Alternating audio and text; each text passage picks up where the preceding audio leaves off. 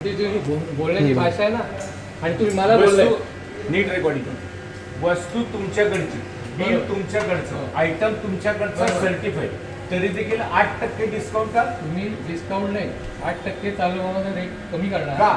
कारण तुम्ही विकताय म्हणून. नाही का पण खरेदीचा फरक आहे. नाही पण खरं पहिला प्रॉब्लेम 10% असायचा पहिला, आता आम्ही 8% तुमचा 10% काय 50% पण असू दे, हा फरक का? आम्ही ठेवलाय तसा. म्हणजे लोकांनी वामनहरी पेठेवरती भरोसा ठेवायचाच नाही. दुसरी गोष्ट, चुकीचं काम करताय. दुसरी गोष्ट तुम्ही 2 वर्षात सांगताय की बाबा हे कड्या घासल्या गेल्या, झिजल्या, खराब झाल्या, बरोबर सडल्या, होऊ शकतो. हे सगळं तुम्ही म्हणताय.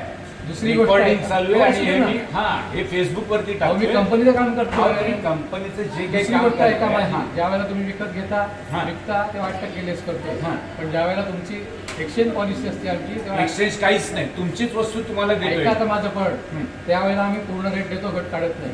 आता हे जे पण आहे. तुम्ही काढताय 8%, तुमचीच मी वस्तू. सांगितलं मला विकायचं. मला एक्सचेंज मध्ये वस्तू पाहिजे, Exchange कारण ला- तुमच्याकडची वस्तू खराब निघालेली Exchange ला पूर्ण आहे. value मग दिली आहे. एका महिन्यामध्ये ती 2 वेळेला तुटलेली आहे, तर Exchange- तुम्ही ऍक्सेप्ट करते. एक्सचेंजला पूर्ण व्हॅल्यू दिली आहे, ठीक. मधलं मायनस केलेलं आहे. ठीक. विकलं तर 8% लेस करून चेक देणं हे सांगितलं आहे.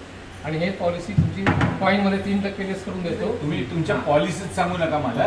डोंबिवलीमध्ये अनेक सोनार आहेत.